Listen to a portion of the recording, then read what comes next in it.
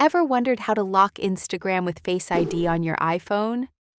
Let me guide you through it.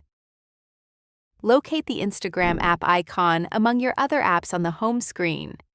Touch and hold the Instagram app icon and wait until a menu appears. Now, you have the option to secure your app. Tap on Require Face ID from the menu list. This ensures an extra layer of security for your Instagram app.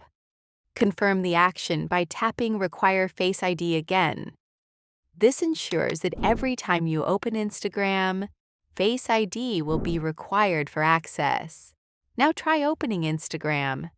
As expected, it will prompt you to use Face ID for verification before granting access. Want to disable the Face ID lock at any time? It's easy. Touch and hold the Instagram app icon again to bring up the menu. Select the Don't Require Face ID or Touch ID option to remove the security lock. Verify your action by using your Face ID or Touch ID.